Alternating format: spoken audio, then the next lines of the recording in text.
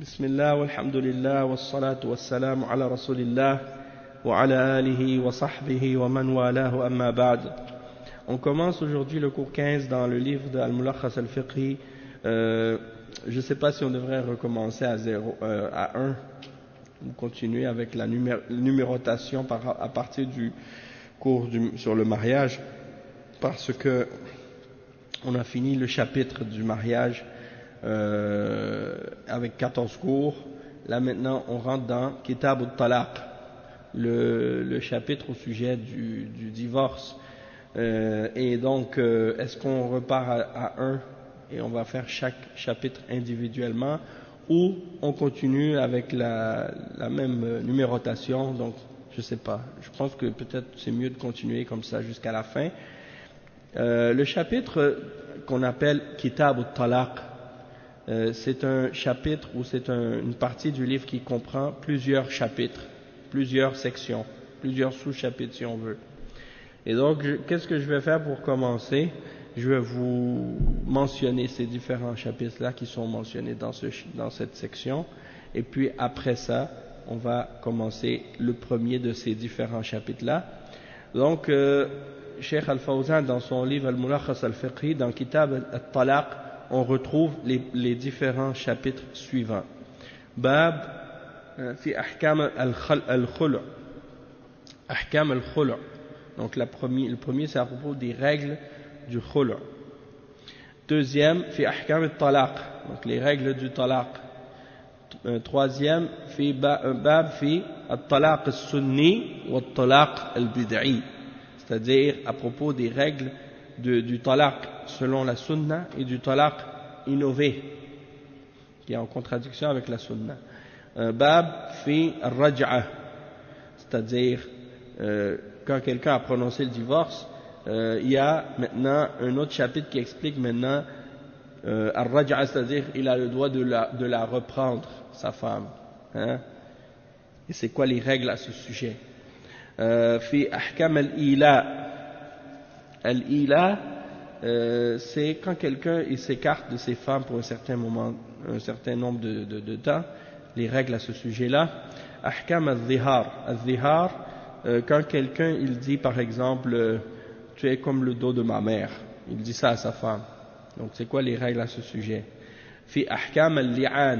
Al-li'an, c'est quand quelqu'un il a trouvé par exemple sa femme en train de faire l'adultère, et puis il n'a pas de témoin. Il n'a pas de témoin pour prouver pour montrer que sa femme a fait l'adultère par exemple. Alors il va faire al-li'an. On va expliquer les règles à ce sujet-là par la suite. Donc après, babun fi ahkam luhuq al-nasab wa adami luhuqihi. Le chapitre au sujet des règles, quand est-ce que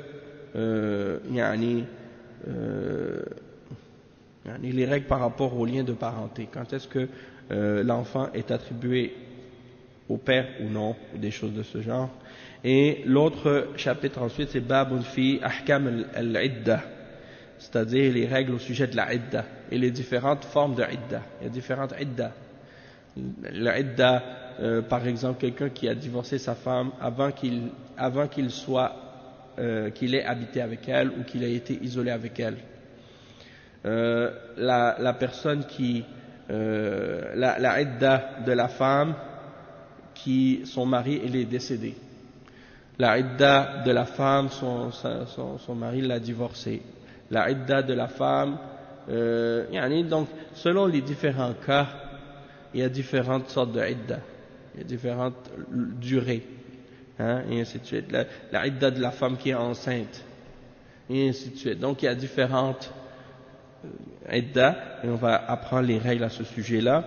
Et après c'est un chapitre, le dernier chapitre dans ce livre, c'est al-istibra, Kitab al-Talaq. Donc al-istibra, c'est-à-dire prouver que il y a le ventre de la femme a été disons on sait qu'il n'y a rien dedans, il n'y a pas d'enfant. Donc quand il y a eu comment on établit ça? Al-istibra, je ne sais pas comment traduire ça, mais lorsqu'on arrivera à cet endroit-là, Inch'Allah, je vous expliquerai. Ensuite, il y a d'autres chapitres qui sont reliés à ça, mais qui viennent après. Ahkam al-Rida' al-Hadana, Mawani' al-Hadana, Nafaqat al-Zawja, Nafaqat al-Aqarib wal-Mamalik. Donc les règles au sujet de l'allaitement, la garde des enfants, les choses qui empêchent la garde des enfants, l'allocation pour l'épouse et l'allocation pour les proches et les esclaves. Donc ça fait partie des sujets aussi qui sont traités là, dans ce chapitre.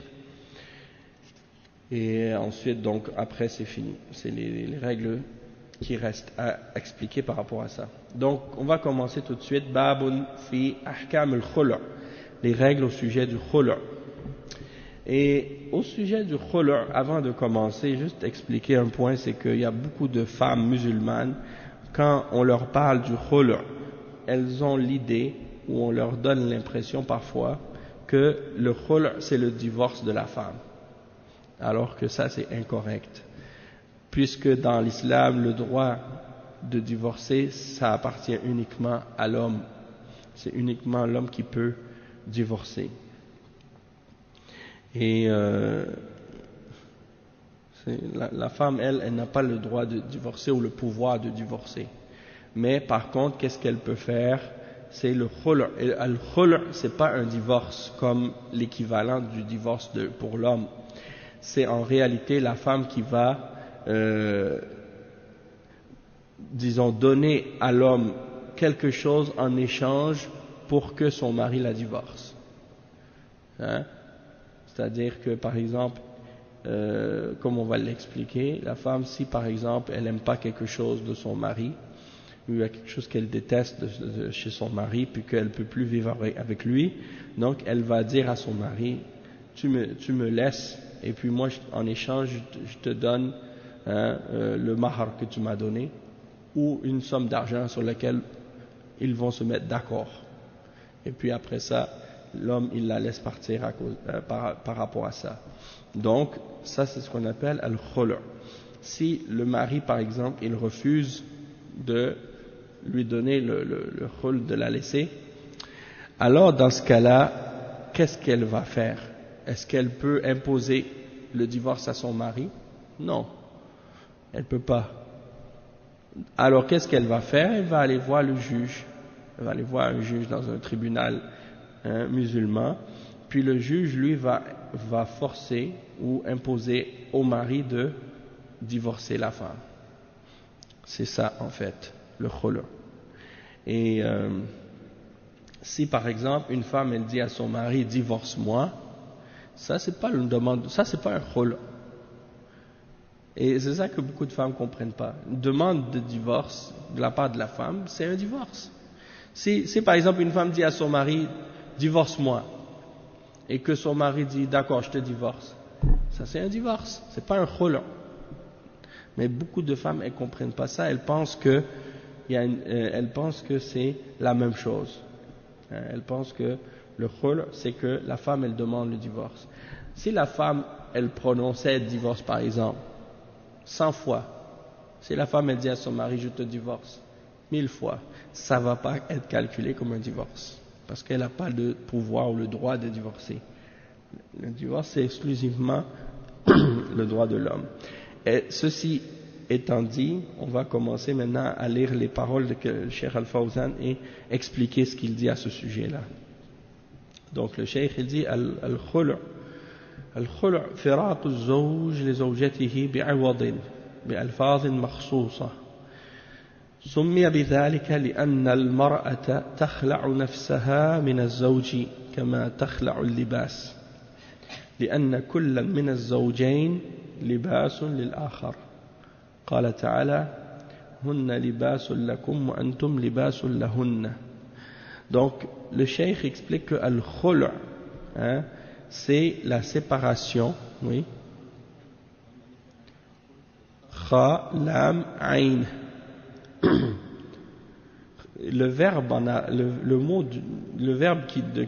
duquel on tire ce mot là, c'est le verbe khala'a, yakhla'u. Khala'a, ça veut dire enlever. quand tu dis j'enlève mon vêtement, tu dis khala'tu thawbi, khala'tu thawbi. C'est-à-dire j'ai enlevé, j'ai retiré mon vêtement. Donc al-khul' ça veut dire retirer en réalité. Et la définition que le cheikh a mentionnée de al-khul' c'est la séparation entre l'époux et son épouse par une compensation et avec des mots spécifiques. Avec des mots spécifiques. C'est quoi la définition de l'khul', Mohammed? Non, la définition légale. Parce que t'écoutais pas, tu es en train de passer du parfum au lieu d'écouter le dars. Écoute, al-khul' firaq az-zawj li zawjatihi bi'iwad bi'alfaz makhsousa. D'accord? Non, j'expliquais la définition linguistique. Là maintenant c'est la définition dans la religion. Qu'est-ce que ça veut dire? Donc, dans la religion, c'est un homme qui se sépare de sa femme par une compensation qu'il donne et en prononçant des mots spécifiques. Et on appelle cette chose-là, on l'appelle khul'. Pourquoi? Parce que c'est comme si la femme, elle se retire elle-même de son mari comme on enlève un vêtement.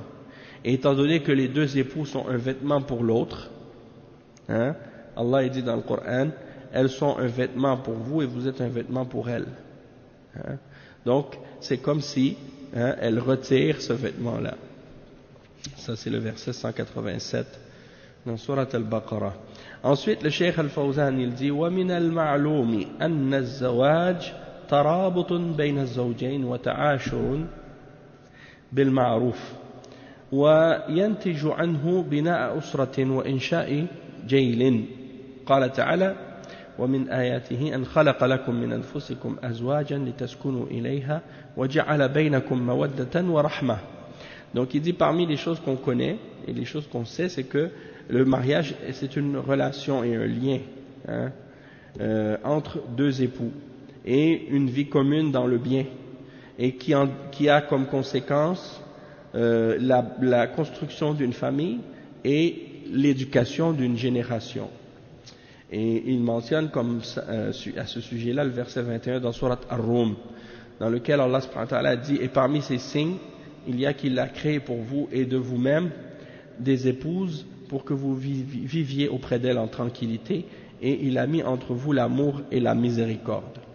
Il dit: فإذا لم يتحقق هذا المعنى من الزواج بحيث لم توجد المودة من الطرفين أو لم توجد من الزوج وحده وساءت العشرة وتعسر العلاج فإن الزوج مأمور بتسريح الزوجة بإحسان.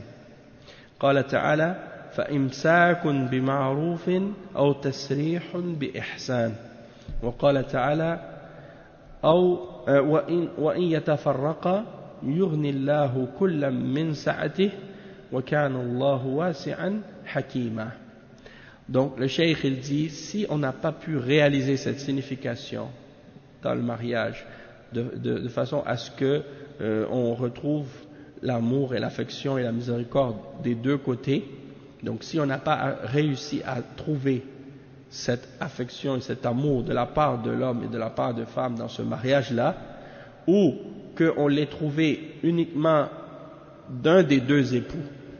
Par exemple, la femme elle aime son mari mais son mari ne l'aime pas, ou bien l'homme, la femme aime son mari ou bien l'homme aime sa femme mais sa femme l'aime pas.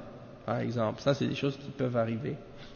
Alors dans ce cas-là, il y aura une mauvaise relation conjugale. Et quand le remède à ces problèmes-là deviennent très difficiles et compliqués, on n'arrive pas à une entente ou à une réconciliation, alors dans ce cas-là, l'époux, il est ordonné de laisser partir sa femme de manière qui est d'une manière qui est bonne, hein, d'une manière qui est saine, avec ihsan, avec bienveillance. Le problème parfois c'est qu'il y a des hommes qui sont rancuniers, orgueilleux, et quand ils constatent que leur femme elle veut pas rester avec eux, ou bien que la vie elle se sent pas bien avec son mari, eux ils prennent ça d'une façon mal et ils veulent se venger de la femme, alors ils vont mal agir envers elle et ils vont lui faire du tort, hein? Ils vont essayer de chercher des moyens pour faire du tort à la femme, au lieu de faire que ce soit une séparation qui est faite avec bienveillance et avec bonté, hein, avec ihsan. Non, eux ils veulent que ce soit douloureux et pénible. Allah al-Musta'an. Alors que Allah subhanahu wa ta'ala il dit فَإِمْسَاكٌ بِمَعْرُوفٍ, c'est-à-dire si tu gardes ta femme, tu la gardes dans le ma'rouf, dans le bien, hein, d'une bonne façon. Et si tu décides de ne pas la garder et de la divorcer, alors tu la divorces, mais tu la divorces pas avec méchanceté ou la dureté ou bien pour te venger d'elle, tu agis mal avec elle. Non, tu la libères avec gentillesse, avec douceur, avec bienveillance, hein, avec compassion. Donc Allah subhanahu wa ta'ala dit dans le Coran At-talaqu marratan fa imsakun bi ma'ruf aw tasrihun bi ihsan, c'est le verset 229 dans Surat Al-Baqarah. Il dit c'est soit la reprise conformément à la bienséance, selon les règles du bon comportement, ou bien une libération avec gentillesse et douceur, hein,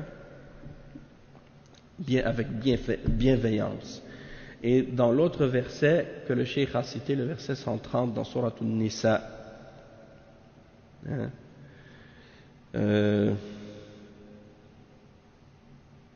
c'est ça.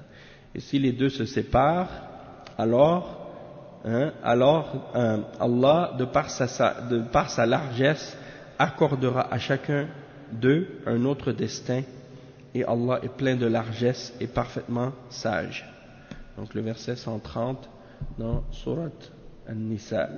Donc ça c'est très important, extrêmement important, parce que les choses qui ont fait qu'un homme et une femme vivent ensemble et qu'ils sont avant tout des frères en islam, frères et sœurs en islam, parce que ils ont la foi, ils croient en Allah, hein, et ils doivent donc souhaiter et vouloir le bien l'un pour l'autre. Et donc même s'ils ne peuvent pas vivre ensemble, c'est-à-dire qu'ils ne s'entendent pas, ou ils n'arrivent pas à s'entendre, ça ne veut pas dire qu'ils doivent se séparer dans le conflit et les problèmes et les fitan, et un qui cherche à venger l'autre ou à rendre la vie dure à l'autre pour se venger, hein? Donc ça c'est pas correct.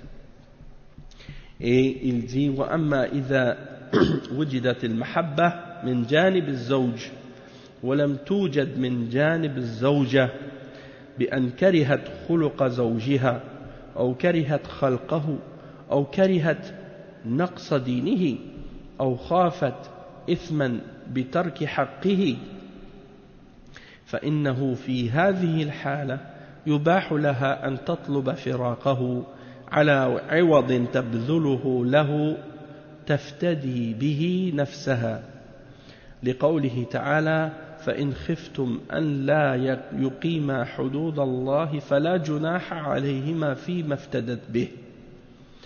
Donc le cheikh il explique et il dit que si par exemple on trouve de la part de l'époux de l'amour pour sa femme, sauf que on ne trouve pas la même chose du côté de l'épouse, c'est-à-dire qu'elle n'aime pas son mari, hein, soit qu'elle déteste son comportement, soit qu'elle déteste sa façon, son apparence ou sa création, comment Allah l'a créé, elle l'aime pas, ou bien elle aime pas, elle déteste sa faiblesse dans la religion ou son manquement dans la religion, ou bien elle craint de faire un péché vis-à-vis de lui en ne lui obéissant pas, hein, ou des choses de ce genre, parce qu'elle craint qu'elle ne soit pas capable de lui obéir.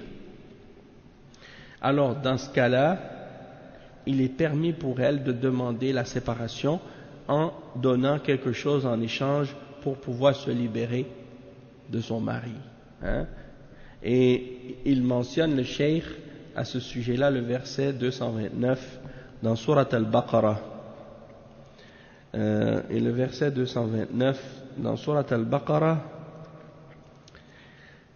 c'est le verset qu'on a lu tout à l'heure. Mais étant donné que le verset il est très long, il y a plusieurs phrases dedans. Donc il y a plusieurs règles dans le même verset. Donc ici, فَإِنْ خِفْتُمْ أَنْ لَا يُقِيمَ حُدُودَ اللَّهِ. Si donc vous craignez que tous deux ne puissent pas se conformer aux ordres d'Allah, alors ils ne commettent aucun péché si la femme se rachète avec un quelque bien. Avec quelques biens, c'est-à-dire si elle rachète sa liberté en donnant au mari une somme d'argent quelconque, soit qu'elle va lui remettre son mahr, ou bien une somme quelconque sur laquelle ils se mettent d'accord. أي إذا علم الزوج أو الزوجة أنهما إذا بقيا على الزوجية لا يؤدي كل واحد منهما الواجب نحو الآخر فيحصل من جراء ذلك أن يعتدي الزوج على زوجته أو تخاف المرأة أن تعصي زوجها فلا حرج على الزوجة أن تفتدي نفسها من الزوج بعوض ولا حرج على الزوج في أخذ ذلك العوض ويخلي سبيلها. Donc le cheikh il explique par rapport au verset 229 qu'on vient de lire, il dit que il n'y a pas de mal lorsque l'homme et la femme, l'époux et l'épouse savent que s'ils vivent ensemble et continuent à rester ensemble, ils ne vont pas être capables de respecter leurs obligations vis-à-vis de l'autre, et qu'ils vont ne faire que s'entre-déchirer et se détruire l'un l'autre s'ils restent ensemble. Parce qu'il y a des cas comme ça, des couples, ils ne peuvent que se détruire l'un l'autre quand ils sont ensemble. C'est comme si on dirait qu'ils sont comme des chiens et des chats. C'est comme un chien et un chat qui sont ensemble. Donc quand ils sont ensemble, ils ne font que se disputer, se crier dessus, et parfois peut-être ça peut aller jusqu'au coup, ça peut être même devenir physique parfois. Alors dans ce cas-là, c'est dangereux pour eux de rester ensemble. Peut-être que s'ils vont rester ensemble, ça va finir mal. Peut-être que ça va finir mal pour la femme, peut-être ça va finir mal pour l'homme, peut-être ça va finir mal pour les deux. Soit qu'un des deux va finir en prison, ou bien ils vont commettre des péchés l'un envers l'autre. Donc, est-ce que ça c'est une situation qui est acceptable en islam? Non. Parce que déjà, par rapport à notre religion, de façon générale dans la vie de tous les jours, si un autre musulman te fait du tort, c'est pas correct. Le prophète sallallahu alayhi wa sallam dit al-muslimun man salima al-muslimuna min lisanihi wa yadihi. Les musulmans, ou bien plutôt le musulman, al-muslim man salima al-muslimuna min lisanihi wa yadihi. C'est-à-dire le musulman, c'est celui dont les autres musulmans sont épargnés de sa langue et de ses mains. D'accord? Donc ça c'est de façon générale entre les musulmans entre eux, ils doivent pas se faire du tort, ni physiquement, ni verbalement. Donc si c'est le cas pour les musulmans en général, que dire d'un homme avec sa femme? Donc si, quand ils sont ensemble, ils ne savent que se faire du tort l'un l'autre, alors ça c'est inacceptable. Surtout qu'on sait que un des buts et des objectifs du mariage, c'est de vivre dans la tranquillité, et de vivre dans le calme, et de pouvoir avoir cette sakina, comme Allah il le dit dans le verset, litaskunu ilayha. Et pour ressentir cette mawadda et cette rahma, tu ne peux pas la ressentir excepté si tu as une harmonie dans ton couple avec ta femme, dans ta maison. Et surtout s'il y a des enfants aussi, Hein? Les gens ils disent, oh moi je reste avec la femme parce que j'ai des enfants, c'est pour ça que je patiente.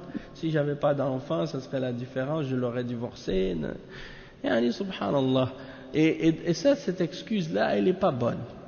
Pourquoi? Parce que peut-être que tu dis, je vis avec elle, avec des enfants. Ça, c'est dans la condition que tu vas respecter tes engagements, que tu vas respecter tes devoirs, que tu vas respecter la femme avec ta langue et elle va te respecter en retour, que vous allez vivre un bon mariage. Et là, vous dites, on veut rester avec les enfants. Les enfants, ils vont pas vous voir disputer tout le temps, crier tout le temps, lancer des insultes tout le temps. Hein? Parce que sinon, les enfants, ils voient ça, c'est extrêmement mauvais pour eux.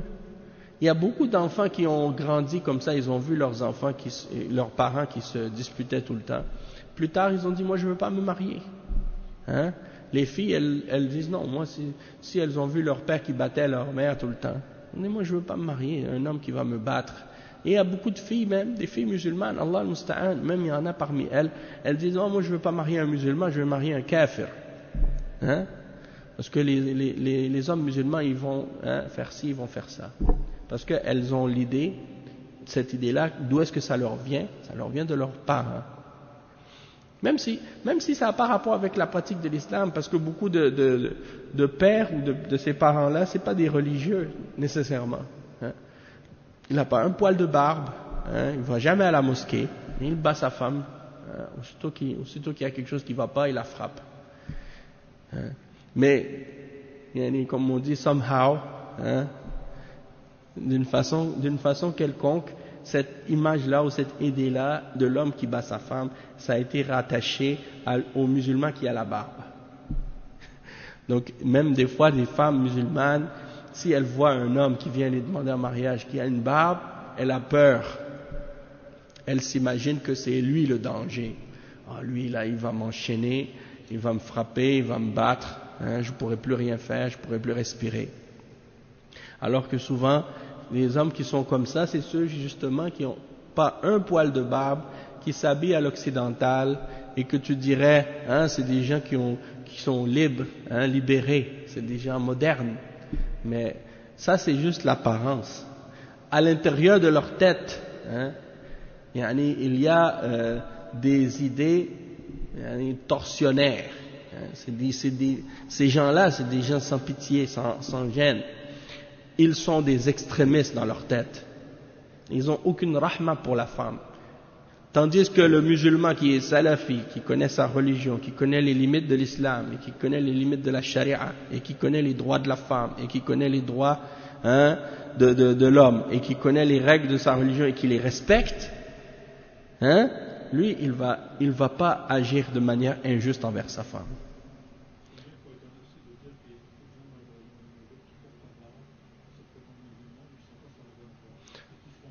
Effectivement. Donc c'est ça. Mais c'est ce que je dis. Tu vois, eux, ils vont voir, par exemple, si sur par exemple, 1000 musulmans qui ont la barbe, il y en a un qui agit mal, ils vont mettre la réputation sur tous les autres. Alors que s'il y en a 1 million qui a pas de barbe et qui frappe leur femme, hein, c'est comme si ça passe, parce qu'ils vont dire, ah, mais ça c'est comme ils sont tous comme ça. Hein, puisque étant donné que ils se distinguent pas, tout le monde est pareil, hein, donc ils peuvent pas distinguer lequel d'entre eux qui fait ça. Combien il y a de koufars qui battent leurs femmes? Plein, hein, que ce soit des Québécois, que ce soit des Français, que ce soit des Italiens, que ce soit des Grecs, des Portugais. Il y en a dans tous les peuples, il y a plein de koufars, ils battent leurs femmes, plus même que des musulmans. Hein? Oui, exactement. C'est psychologique et c'est physique et sur tous les plans. Non, mais même physique, ça existe encore ici. Moi, l'autre jour, je voyais ça dans les journaux. Un Québécois qui battait sa femme. Sa femme est partie dans un centre d'hébergement pour femmes battues. Il l'a retrouvée là-bas. Il est rentré avec un fusil. Il a vidé son chargeur sur elle. Oui. Ça, c'est arrivé il y a des années en arrière, je me rappelle.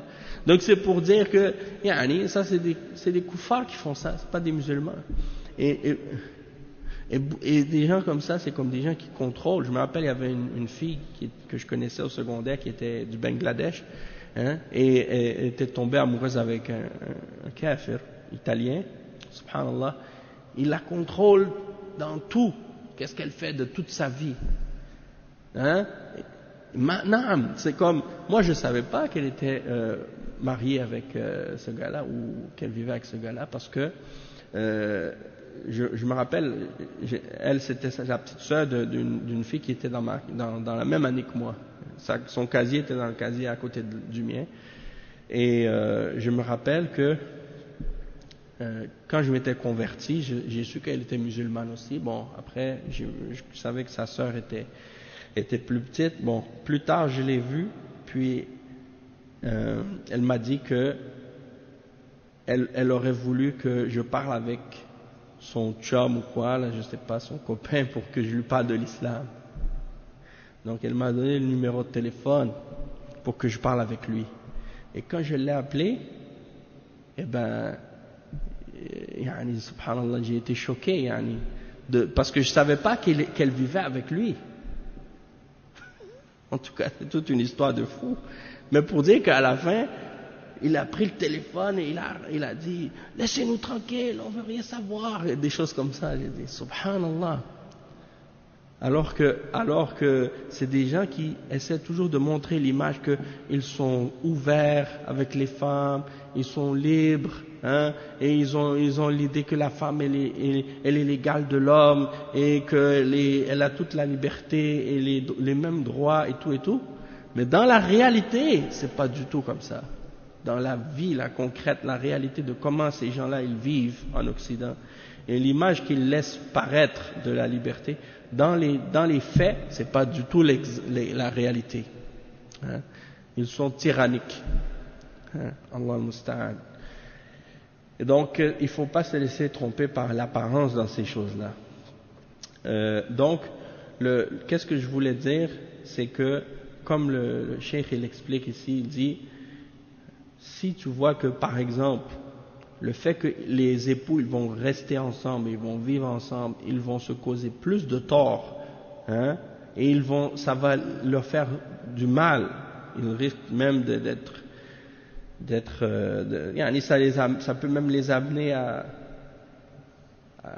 la prison ou à d'autres maux. Même parfois peut-être une femme, si elle vit dans une situation comme ça, parfois où c'est oppressant pour elle, elle peut même tomber dans le coffre, quitter la foi à cause de ça. Combien de femmes, quand elles ont eu des problèmes avec leur mari, par la suite, elles ont non seulement quitté la maison, mais elles ont abandonné la religion au complet après. Hein? Elles ont cessé complètement la pratique. Et tu vois qu'elle quitte son mari, elle enlève son hijab, elle enlève son djilbab, elle enlève ça, tout. Elle arrête de faire la salat, elle arrête tout. Donc ça, c'est pas normal. Hein? C'est sûr que si tu étais avec un homme injuste ou un homme qui te traitait mal ou qui agissait mal avec toi, ça c'est une chose. Hein?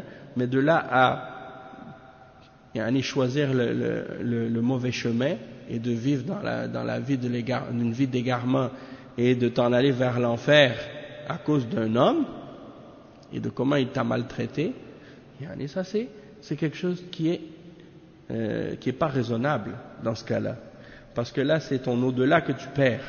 Hein? Et si tu as subi du tort, par exemple, de la part d'un homme, si une femme elle a été maltraitée par un homme et qu'elle a enduré beaucoup de mauvais traitements dans cette dunya, Allah subhanahu wa ta'ala, il va lui expier de ses péchés à cause de ça, hein, et il va lui donner une récompense pour tout ce qu'elle a subi dans l'au-delà à cause de ça. Mais disons, les hommes injustes de notre époque, c'est rare parce qu'avec les droits de la femme, aujourd'hui, si un homme dit une petite chose à sa femme, oui, il le poursuit. Les lois, c'est une chose, mais ça ne veut pas dire qu'il n'y a pas d'injustice. En tout cas, je sais pas, mais les gens ils oublient vite l'histoire. Et moi, par exemple, je peux dire qu'on est ici, par exemple, au Québec, les gens ils pensent ah la femme elle est libre et tout et tout. Et il y a quelques années en arrière, pas longtemps, hein, peut-être même 40, 50 ans en arrière, peut-être un peu plus encore, les choses étaient totalement différentes ici. Les hommes ici, c'était les chefs de la famille. La femme au Québec, elle pouvait même pas signer son propre chèque. Si elle allait à l'hôpital, c'est son mari qui devait signer pour elle. Tout ce qu'elle voulait faire, c'était seulement son mari qui pouvait lui permettre de faire ça. Si elle voulait ouvrir un compte de banque, c'est son mari qui devait signer pour elle. Ça fait même pas longtemps. Ça fait pas longtemps. Bon, le vote, ça c'est quelque chose qui est quand même récent, même pour les hommes. Donc ça me fait toujours rire quand ils disent « Ah, la femme, elle n'a pas eu le droit de vote » ou « Elle a eu le droit de vote en telle ou telle année », alors que si tu leur demandes en quelle année l'homme il a eu le droit de vote, ils disent c'est peut-être 10 ans avant. Ouais, c'est ça. Exactement. Donc, un des problèmes aussi, c'est à cause de l'ignorance de la majorité des femmes des règles de leur religion. Et donc, étant donné que d'un côté, elles ignorent leur religion, d'un côté, elles ne cherchent pas la science, et d'un autre côté, les hommes profitent de leur ignorance aussi, certains hommes profitent de cette ignorance-là, et justement, ils ne vont pas les encourager ou les inciter à l'apprendre, puisque beaucoup d'entre eux, eux-mêmes sont ignorants.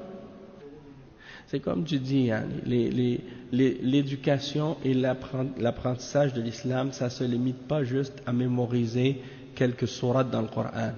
Et la plupart des musulmans, malheureusement, pour eux, l'éducation islamique, ça se limite à envoyer les enfants pour mémoriser surat al-Fatiha, surat Juz Amma, et une fois qu'ils ont mémorisé ça, ils s'imaginent que ça y est, ils ont fait l'éducation islamique de leurs enfants, alors que la plupart de ces enfants-là, si tu leur demandes même la signification des sourates qu'ils ont mémorisées, ils ne sont pas capables de te les mentionner.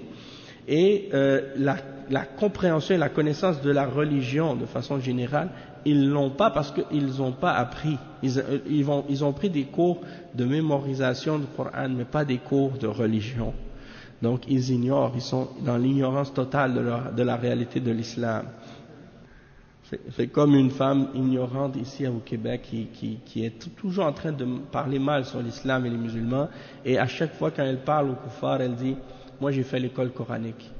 Et elle pense que ça veut dire qu'elle a appris l'islam. Mais non, les Québécois ils savent pas non plus de quoi elle parle. Quand elle dit l'école coranique, l'école où on apprend le Coran, non. C'est un endroit où les enfants vont pour apprendre les lettres de l'alphabet et qui apprennent par la suite à mémoriser des sourates, et peut-être qu'ils vont apprendre rapidement les 5 piliers puis des trucs vraiment généraux de la religion, mais n'empêche que ça c'est pas suffisant. Et comme tu dis, effectivement, les femmes musulmanes et les hommes, les enfants, à l'éducation, s'ils apprennent leur religion comme il faut depuis l'enfance, plus tard, quand ils vont grandir, ils vont savoir comment respecter ces enseignements-là. Donc, tout ça c'est pour dire, hein, c'est une responsabilité commune. Et comme Allah subhanahu wa ta'ala, il dit wal mu'minun wal mu'minat ba'duhum awliya'u ba'd. Ils sont les alliés les uns des autres. Donc ça veut dire que les hommes, ils doivent s'entraider dans l'obéissance et dans la piété, et les femmes aussi. Les femmes doivent aider les hommes là, dans cette voie-là. Et si on respecte ça, Inch'Allah, on va être capable d'arriver à quelque chose. Mais il faut comprendre aussi une autre chose, et ça je le répète souvent aux frères, ça ne veut pas dire que parce qu'un homme est un bon musulman et qu'il est correct, et que la femme est une bonne musulmane et qu'elle agit correctement, que ça veut dire qu'ils vont nécessairement s'entendre entre eux. Tu peux trouver par exemple 2 personnes qui sont parmi des bons frères, des bonnes sœurs individuellement. Elles ont des bons comportements, elles pratiquent la religion et tout. Mais tu les mets ensemble et ça, c'est comme si c'est une bombe à retardement. Hein? Ils ne peuvent pas se supporter. Ils ne sont pas capables de vivre ensemble.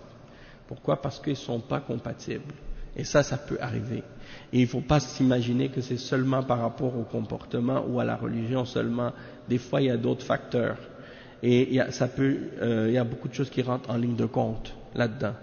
Ça peut être physique, ça peut être biologique, ça peut être mécanique, ça peut être beaucoup de choses. Les gens ne réalisent pas.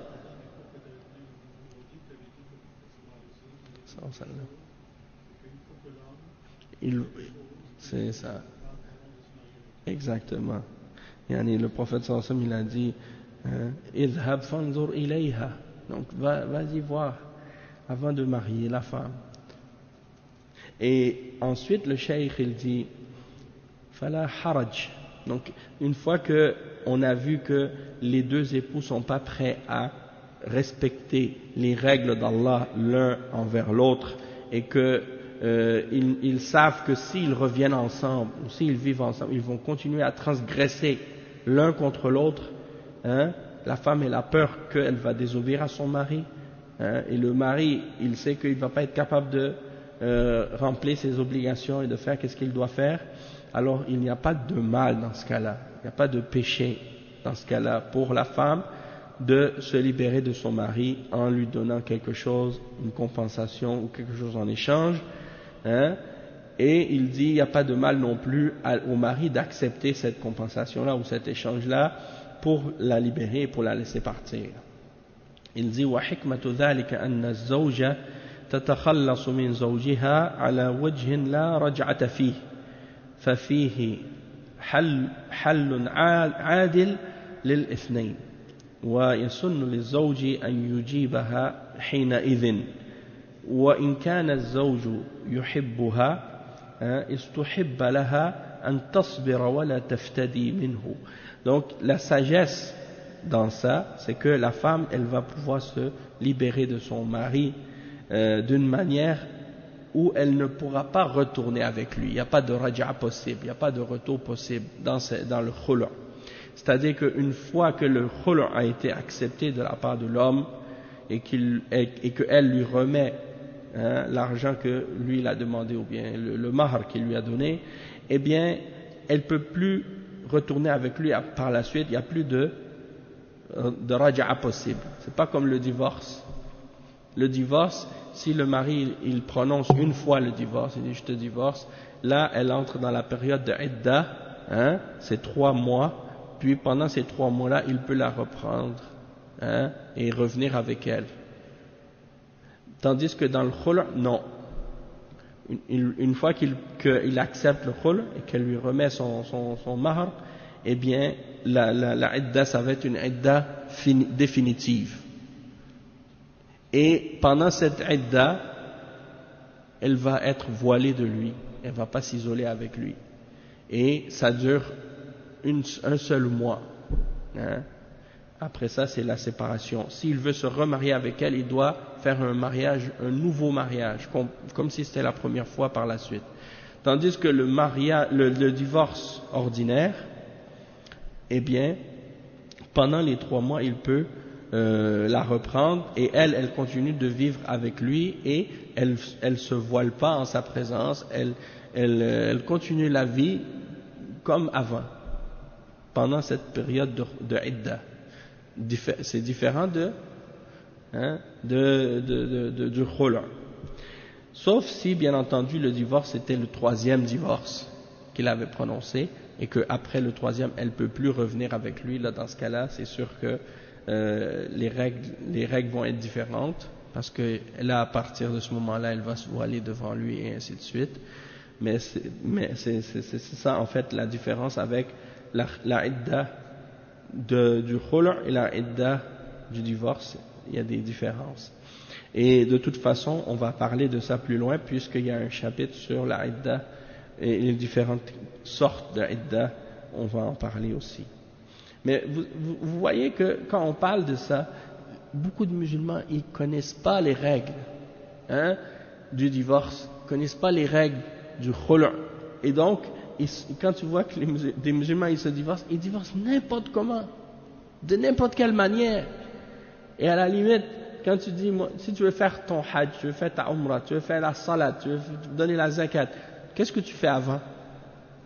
Tu l'étudies, tu apprends comment. Donc le divorce c'est la même chose, hein? Le mariage c'est la même chose. Donc si tu sais pas comment divorcer, alors divorce pas, hein? Va apprendre, va étudier les règles du divorce, pose la question aux ulama. Écoutez, j'ai des problèmes avec ma femme, je ne sais pas comment les régler, et j'ai pensé au divorce. J'aimerais étudier les règles du divorce, comment ça se passe, comment ça doit se faire en islam, c'est quoi les règles de la charia pour que mon divorce soit valable et qu'il soit correct, hein, et que je le fasse de la bonne façon, selon le Coran et la Sunna. Alors là, tu apprends et tu étudies comme il faut, maintenant tu sais exactement ce que tu fais. Et c'est là que tu vas pouvoir le faire correctement, hein. Mais si tu sais pas comment, et puis tu dis juste n'importe quoi et n'importe quelle façon, n'importe quand, n'importe comment, tu risques de faire des bêtises. Tu risques de le regretter à la fin. Hein? Tu risques de payer cher. Donc, apprends les règles. Le cheikh, il dit, donc, lorsqu'il va faire le khul' avec sa femme, donc, il dit, il y a une solution juste pour les deux dans ça. Donc, si la femme, elle dit, bon, je te remets le mahar, donc lui, il accepte, s'il accepte ça, donc il accepte à ce moment-là. Et il dit, par contre, si l'homme, il aime sa femme, hein, c'est recommandé pour lui d'essayer d'être patient, hein, et de ne pas accepter directement le khul', hein, et d'essayer de faire la réconciliation. Les ulama, ils essaient toujours d'encourager à la réconciliation et à la résolution des problèmes plutôt que d'encourager les gens au divorce. Parce que le divorce, c'est une déchirure, hein, c'est une cassure, une brisure. Donc on essaie plutôt de réparer les problèmes que de les empirer ou de les briser. Mais si vraiment il n'y a pas d'autre solution, et si on voit que le fait de rester ensemble, ça risque de faire plus de mal que de bien, alors dans ce cas-là, on dit oui, ça c'est une solution. Et le cheikh il dit وَالْخُلْعُ مُبَاحٌ إِذَا تَوَفَّرَ سَبَبُهُ الذي أشرت إليه أو أشارت إليه الآية الكريمة وهي خوف الزوجين إذا بقي على النكاح أن لا يقيم حدود الله وإذا لم يكن هناك حاجة للخلع فإنه يكره عند بعض العلماء وأنه يحرم في هذه الحال لقوله صلى الله عليه وسلم أيما امرأة سألت زوجها الطلاق من غير ما بأس فحرام عليها رائحة الجنة رواه الخمسة إلا النسائي. Donc le cheikh il dit le khul' il est permis du moment que les causes sont présentes, hein, les causes qu'on a mentionnées qui sont indiquées dans le verset qu'on a cité tout à l'heure, dans le verset 229, c'est-à-dire qu'on craint que les deux époux, s'ils restent ensemble, ils ne vont pas être capables d'établir les limites d'Allah et les règles d'Allah. Alors à ce moment-là, il n'y a pas de mal qu'il y ait un khul'. Il dit, mais si par contre il n'y a pas de besoin pour le khul', alors c'est détestable. Et selon certains ulama, c'est interdit de le faire dans ce cas-là, s'il n'y a pas de besoin, parce que le prophète sallallahu alayhi wa sallam a dit, toute femme qui demande à son mari le divorce sans qu'il y ait de raison valable ou de cause valable, alors il sera interdit pour elle l'odeur du paradis. Hein, ça c'est rapporté par Abu Daoud, At-Tirmidhi, Ibn Majah, selon Thawban. Donc ça c'est un exemple. Donc ça veut dire que il faut que ce soit une raison qui est valable. Il ne faut pas que ce soit juste une petite dispute. Parfois ça peut arriver, un homme et sa femme ils se disputent pour quelque chose. C'est pas tout de suite automatiquement qu'il y a un problème, une petite dispute ou un désaccord. Oh, je veux divorcer, je veux le talaq, donne-moi le khul', des choses comme ça. Hein? Non. Mais des fois, il y a des choses sérieuses, vraiment graves. Un homme qui néglige les règles de la religion, respecte pas, fait pas la salade par exemple, ou bien un homme par exemple qui est toujours en train de parler avec d'autres femmes. Hein? Il a plein de filles avec qui il parle sur Facebook. Il parle avec plein de femmes sur WhatsApp. Sa femme est toujours en train de le trouver en train de chatter avec des filles. Alors, ça c'est pas correct. Hein? Et puis elle lui dit, mais pourquoi tu parles avec ces femmes-là? T'as pas le droit de leur parler. Hein? Et lui, il continue quand même. Qu'est-ce qu'il dirait si sa femme parlait avec des hommes? S'il rentrait, il trouvait toujours sa femme en train de chatter avec des gars, hein, sur Facebook ou sur WhatsApp ou ailleurs. Hein? Qu'est-ce qu'il ferait? Est-ce qu'il accepterait ça? Donc si toi tu veux pas que ta femme parle avec des hommes, hein, et ça c'est haram, donc encore plus toi aussi tu dois donner l'exemple et tu dois pas parler avec des femmes. Parce qu'il y en a des gens, ils se prennent pour des playboys, tu vois, ils pensent que c'est des tombeurs. Ils ont le charme, ils savent parler avec les femmes, ils pensent qu'ils sont capables d'attirer toutes les femmes qu'ils veulent. Hein? Donc ils font une sorte de, comment je pourrais dire, c'est comme s'ils veulent montrer qu'ils sont capables d'attraper le plus grand nombre possible. A'udhu billah. Hein? Oui, comme un challenge. Non, ça c'est inacceptable, ça, c'est pas correct. Hein? Donc le musulman, il doit être chaste, il doit s'écarter des tentations et des causes de tentation. C'est dangereux si tu joues avec le feu comme ça, tu vas te brûler. Reste loin de la fitna. Hein? Reste loin de la fitna. Va pas parler avec des femmes que tu vois. C'est comme on dit, la meilleure façon de sortir de quelque chose, c'est de pas rentrer. Si tu rentres pas, tu vas pas risquer. Mais si tu rentres, c'est là que tu risques. Hein? Donc le premier pas, ça commence avec le regard. Après tu parles, après le numéro de téléphone, après rendez-vous, après le haram. Donc une chose amène à l'autre. Hein? Donc coupe ça depuis le début. Hein? Parle pas avec des femmes qui sont pas des femmes avec qui tu n'as pas le droit de parler. Hein? Et écarte-toi des tentations et des fitan. Le cheikh il dit ensuite, وإذا كان الزوج لا يدي قال الشيخ تقي الدين شيخ تقي الدين سي ابن تيمية رحمه الله il dit خلع الخلع الذي جاءت به السنة أن تكون المرأة مبغضة للرجل فتفتدي نفسها منه كالأسير. Donc il dit le khul' qui est venu dans la sunna, qui est mentionné dans la sunna, c'est le khul' de la femme lorsqu'elle déteste son mari. Hein? Elle n'aime pas son mari. Elle vit avec lui mais elle le supporte pas. Elle l'aime pas. Hein? Donc elle se libère de lui comme un prisonnier. Hein? Et il dit وَإِذَا كَانَ الزوج لا يحبها لكنه يمسكها لغرض أن تمل وتفتدي منه فإنه يكون بذلك ظالما لها ويحرم عليه أخذ العوض منها ولا يصح الخلع لقوله تعالى ولا تعدلوهن لتذهبوا ببعض ما آتيتموهن. Donc il dit le cheikh, supposons que c'est l'homme qui n'aime pas sa femme, ok, sauf qu'il ne veut pas la divorcer. Parce qu'il dit, si je la divorce, je ne vais rien avoir en échange. Donc, qu'est-ce qu'il fait? Il agit mal avec elle. Il la traite mal pour qu'elle se décourage et pour qu'à la fin, elle se libère de lui en lui donnant quelque chose en échange. Donc, en agissant ici, il est injuste envers elle. Et dans des cas comme ça, c'est pas permis pour lui de prendre une compensation d'elle. Et même si elle demande le khul', c'est-à-dire ce ne sera pas correct. Il a commis un péché en étant injuste envers elle de cette façon-là. Donc ça c'est l'attitude de certains parmi les hommes qui sont malhonnêtes. Ils veulent pas divorcer la femme pour lui donner sa paix, hein, et son repos, mais ils veulent pas non plus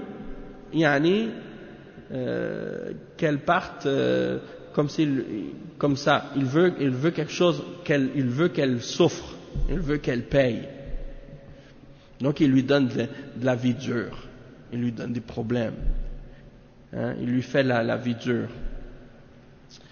Alors ça c'est pas correct. Et le cheikh il dit, il cite le verset 19 dans Sourate An-Nisa à ce sujet-là. On va lire la traduction.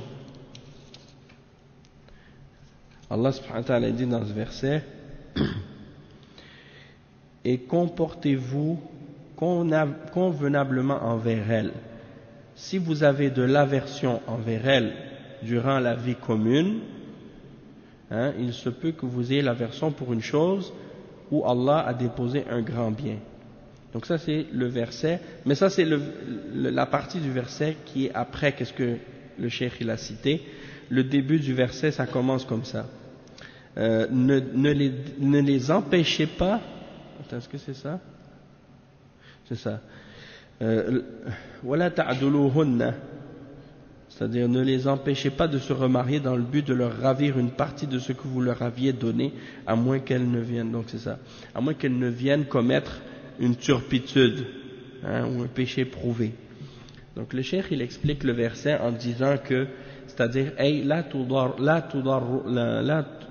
tudarruhunna fil ishra litatruk ba'd ma usdiqat أو كله أو تترك حقا من حقوقها التي لها على زوجها إلا إذا كان عضله لها في تلك الحال لكونها غير عفيفة من الزنا ففعل ذلك ليسترجع منها الصداق الذي أعطاها جاز له ذلك لقوله تعالى إلا أن يأتين بفاحشة مبينة. قال ابن عباس رضي الله عنهما في معنى الآية: هذا في الرجل تكون له المرأة وهو كاره لصحبتها ولها عليه مهر فيضرها لتفتدي به فنهى تعالى عن ذلك ثم قال إلا أن يأتين بفاحشة مبينة يعني الزنا فله أن يسترجع منها الصداق الذي أعطاها ويضاجرها حتى تتركه له ويخالعها. Le cheikh il dit donc qu'il ne doit pas lui faire du tort et vivre mal avec elle pour qu'elle laisse une partie de ce qu'elle a reçu comme mahar, ou tout le mahar au complet, ou qu'elle abandonne un de ses droits qu'elle a sur son mari. Donc il agit mal avec elle pour qu'elle lui donne quelque chose. Donc ça c'est pas permis pour lui d'agir de cette manière-là, excepté si c'est à cause du fait qu'elle n'est pas chaste et qu'il l'a trouvé peut-être, il a trouvé qu'elle l'a trompé ou qu'elle a fait le zina ou des choses comme ça. Alors il agit comme ça avec elle pour qu'elle lui redonne son mahar qu'il a donné. Donc ça c'est le seul cas dans lequel c'est permis, puisque Allah il dit dans le verset, excepté si elles font une turpitude prouvée, quelque chose qui est clair. Et Abdullah ibn Abbas il dit à propos du verset 19 dans Sourate An-Nisa que ça c'est à propos de l'homme qui est avec une femme et qui n'aime pas vivre avec elle, et il lui a donné un mahar, et donc il agit avec elle d'une manière déplaisante pour qu'elle lui donne une compensation, hein, de qu'est-ce qu'il a donné. Alors ça c'est à la base interdit, excepté si c'est à cause d'une turpitude claire et prouvée qu'elle a commise. Alors dans ce cas-là, il veut reprendre une partie de qu'est-ce qu'il a donné ou qu'est-ce qu'il lui a donné, et donc il agit avec elle comme ça pour qu'elle abandonne et qu'elle laisse, hein, le mahr qu'il lui a donné. Surtout dans des cas où l'homme il a donné un mahr énorme. Il y a des cas où la femme, par exemple, il lui a donné, par exemple, un gros mahr, hein, $50,000 ou $100,000 comme mahr ou des choses comme ça. Là, après, l'homme, il veut pas la laisser partir comme ça, hein, surtout s'il l'a trouvé en train de faire l'adultère ou la fornication ou des choses comme ça. Donc, il veut avoir quelque chose en retour. Donc, le cheikh dit وَالدَّلِيلُ عَلَى جَوَازِ الْمُخَالَعَةِ عند حصول السبب المصور لها الكتاب والسنة والإجماع. أما الكتاب فالآية التي أسلفنا وهي قوله فإن خفتم أن لا يقيم حدود الله فلا جناح عليهما فيما افتدت به. Le verset 229 dans Surat Al-Baqarah, le cheikh dit que les preuves de Al-Khul', c'est quoi les preuves? Que le Khul' est légiféré lorsqu'il y a les causes qui le permettent, eh bien elles sont mentionnées, ces preuves, dans le Coran, dans la Sunna et dans l'Ijma', le consensus. Et la preuve du Coran, c'est le verset 229 en Surat Al-Baqarah. Si vous craignez de ne pas établir les règles d'Allah, alors il n'y a pas de mal dans ce cas-là pour vous, qu'elle donne quelque chose pour comme compensation pour se libérer. Et le verset, le hadith dans la Sunna à ce sujet-là, c'est le hadith de la femme de Thabit ibn Qais. Le cheikh il dit ففي الصحيح أن امرأة ثابت بن قيس رضي الله عنه قالت يا رسول الله ما أعيب عليه في خلق ولا دين لا أعيب عليه في خلق ولا دين ولكني أكره الكفر في الإسلام أي كفران العشير المنهي عنه والتقصير فيما يجب له بسبب شدة البغض له. فقال لها الرسول صلى الله عليه وسلم أتردين عليه حديقته؟ قالت نعم. قال رسول الله صلى الله عليه وسلم اقبل الحديقة وطلقها تطليقة. رواه al-Bukhari. Donc le cheikh dit en ce qui concerne les preuves de la sunna, c'est rapporté dans le hadith authentique que la femme de Thabit ibn Qais, et vous savez que Thabit ibn Qais c'est un parmi les sahaba auxquels le prophète sallallahu alayhi wa sallam a promis le paradis. Il est parmi les mubashirin bil jannah. Il ne fait pas partie des 10 mubashirin, mais il fait partie des mubashirin bil jannah. Ouais. Et par rapport à ça, c'était dans l'histoire de lorsque Allah a révélé le verset Ya ayyuhalladhina amanu la tarfa'u aswatakum fawqa sawti an-nabi wa la tajharu lahu bil qawli ka jahri ba'dikum li ba'din an tahbata a'malukum wa antum la tash'urun. C'est-à-dire n'élevez pas vos voix au-dessus de la voix du prophète, Et donc quand il a entendu le verset, Thabit ibn Qais, il a su qu'il avait une grosse voix, une voix forte.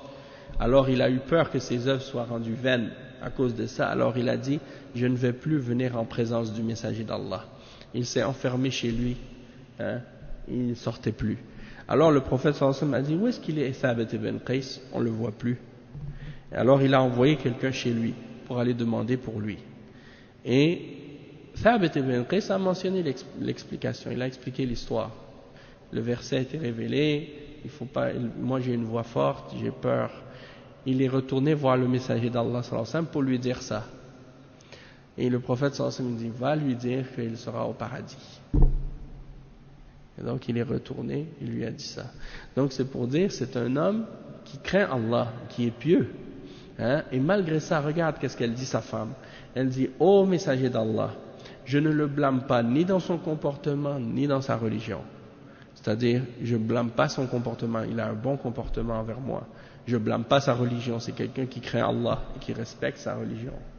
Mais je déteste l'ingratitude dans l'islam, c'est-à-dire d'être ingrate envers mon mari et de faire des péchés à cause des manquements que j'ai, à cause de la haine que j'ai envers lui ou du fait que je ne l'aime pas. J'ai pas envie de vivre avec lui, je ne l'aime pas. Soit parce qu'elle ne le trouve pas beau, il est peut-être repoussant, elle ne l'aime pas, ou des choses de ce genre. Ça peut être pour une autre raison. Alors, qu'est-ce qu'il a dit le messager d'Allah sallallahu alayhi wa sallam? Il a dit, il a dit à Thabit, est-ce que tu lui rends il a dit à sa femme, est-ce que tu lui rends son jardin?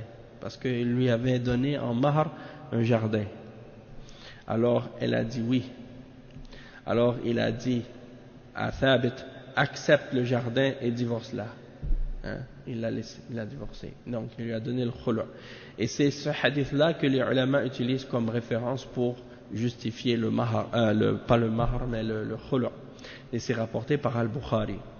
En ce qui concerne les jma'a, parce que c'est ça que je dis toujours aux gens. Les gens, souvent quand les gens ils parlent de khula', la femme elle appelle ou elle dit j'ai demandé le khula' à mon mari mais il refuse. Alors est-ce que je peux m'en aller? J'ai dit non. Tu as demandé le khula', s'il refuse, tu peux rien faire, à moins que si par exemple tu es dans un tribunal ou un pays musulman, il y a un tribunal musulman, là le juge va, comme le prophète sallallahu alayhi wa sallam l'a dit, accepte le mahr qu'elle te rend, puis divorce-la. Donc là il y a une autorité qui peut imposer le jugement, le verdict. La cour peut utiliser son autorité pour imposer le verdict. Tandis que dans un pays de kufr, pays non musulman, il n'y a pas d'autorité dans ce sens-là, à moins qu'il y ait un tribunal musulman, comme c'est le cas par exemple en Angleterre ou dans d'autres pays. Ils ont, même dans des cas où il y a des arbitrages ou des tribunaux islamiques où les musulmans peuvent aller pour régler les questions de divorce et des choses comme ça selon les règles de la charia. Alors dans ce cas-là, c'est correct. Et c'est drôle, dans certains pays, par exemple, en France ou ici au Québec, par exemple, au Canada, ils refusent qu'il y ait ce genre de choses. Bon, l'arbitrage, il y en a toujours eu. Mais il y a des tribunaux, par contre, juifs, où les juifs peuvent faire leur divorce selon les règles de leur religion. Mais quand c'est les musulmans qui demandent ça, eh bien, parfois ils refusent de leur donner ce droit-là. Alors c'est ça qui est incroyable, c'est une grosse contradiction. Même l'autre jour je lisais dans un article de journal le tribunal rabbinique de Paris, donc ils ont les juifs leur tribunal, juif selon leur religion là-bas, mais si les musulmans voulaient faire ça, ils auraient dit vous voulez pas venir appliquer la charia chez nous dans notre pays, Donc c'est ça, comme si on dit 2 poids 2 mesures, c'est ça l'exemple. Et une chose que j'ai constatée aussi par rapport à ça, c'est que les chrétiens, déjà, vous savez que dans le christianisme, le divorce est interdit. Il n'y a pas de divorce dans la religion chrétienne. Quelqu'un qui est chrétien, qui s'est marié à l'église, il ne pourra jamais se divorcer à l'église. Les catholiques en particulier, ils peuvent uniquement se divorcer civilement. Et le divorce civil n'est pas reconnu par l'Église. Ça veut dire que même s'ils sont divorcés civilement, selon l'Église catholique, ils sont toujours mariés jusqu'à la mort. Donc ils ne pourront plus jamais se remarier à l'Église par la suite. Et ça, c'est une différence entre le judaïsme et l'islam et le christianisme. Parce que dans le judaïsme, il y a le divorce. Mais ils ne l'appellent pas divorce les chrétiens. Ils l'appellent répudiation, pour faire croire qu'il n'y a pas de divorce. Et c'est ça qui m'a toujours confus en fait, comme c'est pourquoi ils interdisent le divorce alors que dans la Bible il y a le divorce. Mais ils ont juste changé le mot pour faire croire qu'il n'y a pas de divorce. Ils l'ont appelé répudiation, alors que c'est le divorce. Donc c'est une religion qui est injuste, la religion chrétienne. Elle impose à un homme et à une femme de vivre ensemble, même s'ils se détestent et même s'ils se rendent la vie insupportable l'un l'autre. Alors l'islam, non. Il y a un bon sens dans cette religion parce que elle est faite en accord avec qu'est-ce qui est en accord avec la nature humaine. Allah subhanahu wa ta'ala, il a tenu compte des réalités des problèmes et de la vie conjugale. C'est pour ça que Allah a permis qu'il y ait dans les cas où il fallait des divorces. Allah subhanahu wa ta'ala, il est miséricordieux. Et donc ça c'est une des choses qui ont fait que dans le monde occidental, il y a eu beaucoup d'injustices à cause de ça, à cause de cette interdiction. Et quand on parle du divorce civil là, ça c'est récent. Parce que dans le passé, il n'y avait pas le divorce civil même. C'était pas possible de l'obtenir. C'est récent que ça a été introduit dans leur loi. Parce qu'à la base, il n'y avait pas ça. Donc si tu étais marié jusqu'à la mort et c'est fini. T'as plus d'autres.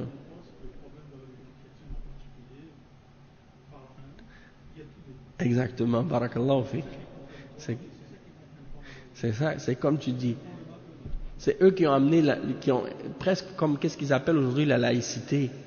C'est presque la religion catholique elle-même qui l'a forcé cette laïcité-là à cause de l'injustice de ses lois et de ses règles. Même le judaïsme, la même chose. Tandis que dans l'islam, les lois qui sont en harmonie avec la nature humaine, qui font qu'on n'a pas besoin de créer des lois différentes à celles que Allah a révélées. Hein? C'est ça la beauté, la grandeur de l'islam. Mais je retrouve que c'est dans la définition de la religion.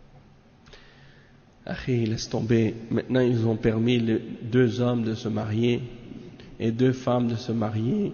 Et maintenant, ils ont même permis l'inceste dans certains pays. Donc, c'est pour dire, yani, qu'est-ce que tu dis là? Comme on dit, eux, ils parlent de l'amour comme platonique. L'amour platonique, c'est-à-dire l'amour des âmes. C'est ça qui compte, c'est ça qu'ils disent. Quand tu ouvres la porte à ça, maintenant, il n'y a plus de fin. Un homme qui était marié avec une femme, puis le mari qui a décidé de devenir une femme, donc elle a décidé de rester avec lui, donc ils sont maintenant deux femmes mariées ensemble. Hein? Des choses, il y a plein d'exemples comme ça. Et ouais. Et il y a un frère qui m'a dit ça juste dernièrement, que son patron c'est devenu une femme maintenant. Hein? Et pas juste ça, mais c'est comme il n'y a pas de doute. Non, je me rappelle, j'étais en secondaire 3, je crois, et dans mon cours de biologie, on avait, pas biologie, un cours de géographie, il y avait un professeur, et tout le monde dans l'école disait que c'était pas un travesti, mais un transgenre, hein, transsexuel et tout. Et tout le monde parlait, disait des choses. Bon, il avait des caractéristiques vraiment masculines, effectivement. Donc c'était un petit peu ambigu là. Et quand un jour quelqu'un lui a posé la question dans la classe, eh ben il a raconté toute son histoire. Il a raconté toute l'histoire dans le cours de géographie. Donc ce jour-là, on n'a pas fait de géographie. Et je me rappelle, j'étais pas musulman à l'époque, c'était à la polyvalente Henri Bourassa. Et puis après, quand il a terminé, j'ai dit, est-ce que tu penses que Dieu est d'accord avec ce que tu as fait? Et la réaction de la classe qui m'ont condamné à l'unanimité. Eh, qu'est-ce que tu racontes? Dieu n'a rien à voir avec ça. Les koufars, c'est pour eux là, c'est comme tu fais ce que tu veux. La religion n'a rien à voir. Hein? Donc, non. Si la femme de nos jours dans certains pays, elle peut se marier avec un animal, alors quand elle est enceinte, qu'est-ce qu'elle dit? Je suis enceinte d'un animal. Nassallallahu al-afiyah. Qu'Allah nous épargne de ce genre de choses. Il a beaucoup d'imagination, frère. Donc, c'est ça. La preuve de l'ijma', Cheikh il dit فقد قال ابن عبد البر. On a presque fini, Inch'Allah. Je vais essayer d'accélérer. وقال ابن عبد البر لا نعلم أحدا يخالف في هذا إلا المزني. فإنه زعم أن الآية منسوخة بقوله تعالى وإن أردتم استبدال زوج مكان زوج وآتيتم إحداهن قنطارا فلا تأخذوا منه شيئا. Ok, il dit l'imam Ibn Abd al-Barr al-Andalusi, un des grands ulama parmi les salafs, parmi les ulama de l'Andalousie, il dit dans un de ses livres, il explique qu'il ne connaît personne qui a contredit au sujet de ce sujet du khula'. Il dit excepté Al-Muzani qui est le compagnon de l'imam al-Shafi'i, et lui qui a dit qu'il pensait que c'était un verset qui avait été abrogé par le verset 20 dans Surat An-Nisa. Sauf que ça, c'est, bien entendu, c'est pas une opinion correcte. Donc il n'y a pas de contradiction sur cette position-là. Tous les ulama sont d'accord que le khulu' fait partie de la charia, que c'est permis lorsqu'il y a un besoin, et que ça c'est l'ijma', consensus.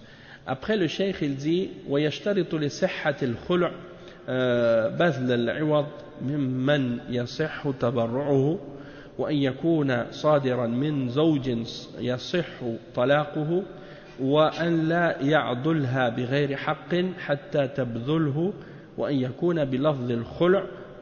Ok, donc on va traduire ça. Le cheikh dit par les conditions pour que le khul' soit valide, il faut que ce soit donné, il faut qu'il y ait une compensation qui soit donnée en échange de la part de quelqu'un dont le don soit accepté et valide.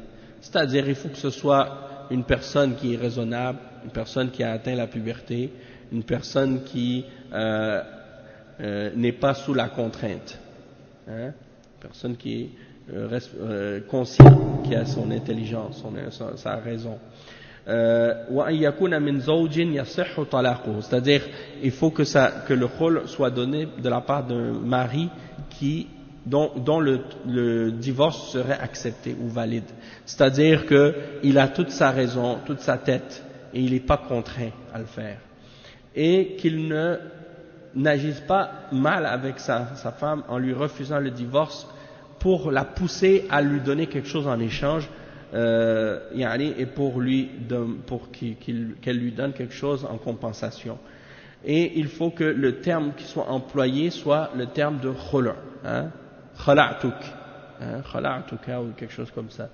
Il dit, si le terme qui est employé au lieu du terme khul' c'est un autre terme, alors ce sera un divorce. Comme si par exemple quelqu'un utilise le terme du divorce, ou un terme qui fait partie des termes qui sont sous-entendus pour désigner le divorce avec l'intention, alors dans ce cas-là, ce sera considéré comme étant un divorce. Et donc cette partie-là, le cheikh il dit وَأَمَّا إِنْ كَانَ بِلَفْظِ الطَّلَاقِ أَوْ بِلَفْظِ كِنَايَةِ الطَّلَاقِ مَعَ نِيَّتِهِ فَهُوَ طَلَاقٌ وَلَا يَمْلِكُ رَجْعَتَهَا. Il ne peut pas la reprendre une fois que c'est fait. لكن له أن يتزوجها بعقد جديد. Il a le droit de la remarier par contre avec un nouveau contrat de mariage. Donc il devrait aller voir son père et la redemander en mariage. Même si il était marié avec elle et qu'il avait des enfants avec elle. Ça c'est des fois, des fois il y a des gens qui sont étonnés de ça. C'est-à-dire ils ne connaissent pas les règles de la religion. Donc le père il voit le mari de sa fille qui vient demander sa main encore une fois. Donc ici le père il connaît pas les règles de la religion, il dit mais pourquoi tu viens demander la main de ta femme? Il réalise pas qu'elle a fait le khul'. Ok. إذا لم يسبقه من عدد الطلاق فيصير به ثلاثا. أما إن وقع بلفظ الخلع أو الفسخ أو الفداء ولم ينوي طلاقا كان فسخا ولا ينقص به عدد الطلاق. Ok, donc il dit que si ça a été mentionné par le terme talaq et que c'est pas un nombre par lequel il devient le troisième divorce, alors dans ce cas-là il pourra dans ce cas-là il pourra se remarier avec elle. Si il a fait le khul' avec le terme talaq, il pourra pas se remarier avec elle, excepté si elle s'est remariée, parce que si ça faisait le troisième divorce et qu'il a fait le khul' en utilisant le terme talaq, ça va être calculé comme le troisième divorce, donc elle devra se remarier avant de pouvoir la remarier. Tandis que s'il l'a divorcée ou s'il a fait le khul' avec le terme khul' ou fasr ou fida et qui n'avait pas l'intention que ce soit un divorce, mais que ce soit uniquement un khul', alors dans ce cas-là c'est comme une annulation du mariage et c'est pas calculé dans le nombre des divorces qui avaient été prononcés préalablement. hein, donc dans ce cas-là il pourra se remarier avec elle avec un nouveau contrat par la suite sans problème, même si elle n'a pas remarié quelqu'un avant. Et il dit وَرَدَ ذَلِكَ عَنِ ابْنِ عَبَّاسٍ وَاحْتَجَّ بِقَوْلِهِ تَعَالَى الطَّلَاقُ مَرَّتَانِ ثم قال تعالى فلا جناح عليهما فيما افتدت به ثم قال تعالى فإن طلقها فلا تحل له من بعد حتى تنكح زوجا غيره فذكر طلقتين ثم ذكر الخلع ثم ذكر تطليقه بعده فلو كان الخلع طلاقا لكان رابعا والله أعلم. Donc le cheikh il dit que Abdullah ibn Abbas il a mentionné cet exemple-là, il a utilisé comme preuve le verset 229 dans Surat Al-Baqarah, lorsque Allah dit le divorce est deux fois, donc soit tu la gardes ou soit tu la laisses, et il dit Thumma qal, ensuite dans le verset 229, par la suite il dit il n'y a pas de mal c'est-à-dire il n'y a pas de mal pour les deux qu'ils fassent le khul' si elle donne quelque chose en compensation pour se libérer de lui. Et il dit ensuite, puis dans le verset, ça dit par la suite le verset 230, et s'il la divorce, alors elle ne sera pas licite pour lui jusqu'à ce qu'elle se soit remariée après lui, avec un autre homme. Donc il dit, Abdullah ibn Abbas, que Allah a mentionné les deux divorces en premier, talaq marratan, ensuite il a mentionné le khul', fi maftadat bih, puis il a mentionné un autre divorce après. Donc si le khul' était un divorce, ça aurait fait 4. Donc ça c'est la preuve que al-khul' n'est pas calculé comme étant un divorce si il est prononcé comme étant un khul'. Donc on l'additionne pas au nombre des divorces prononcés. Wallahu ta'ala a'lam.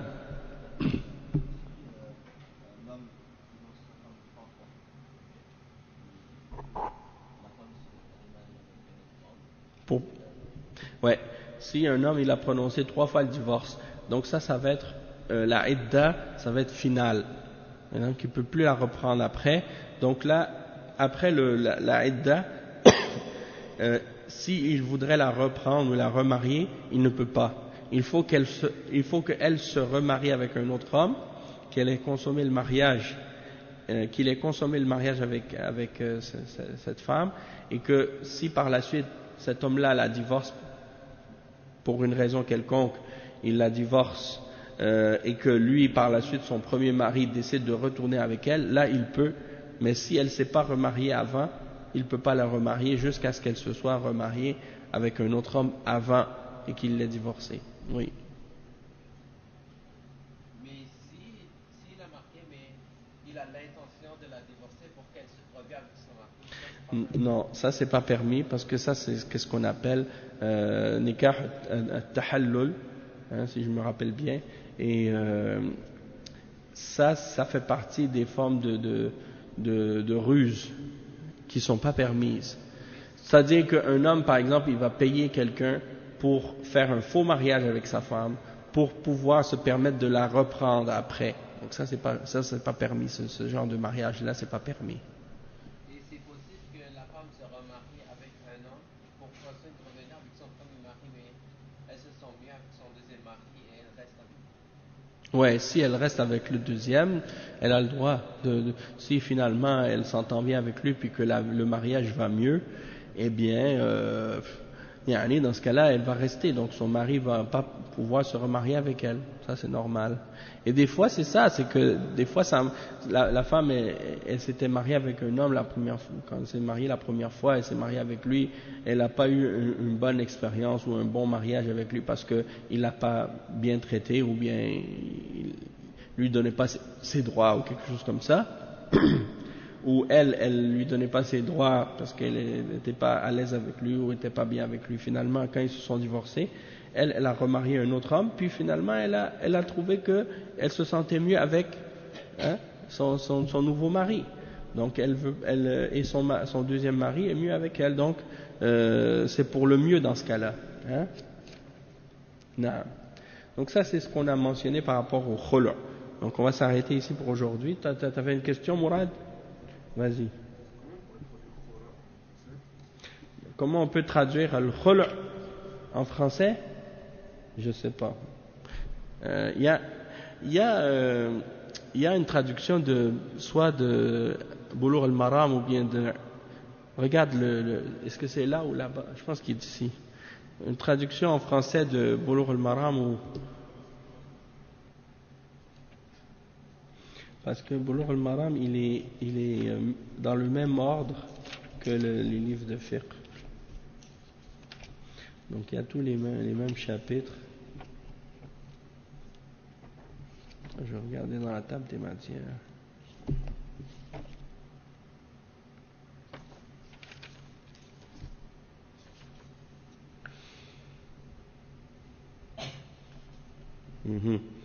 Al-Khul', ils l'ont traduit par separating from a wife for a compensation.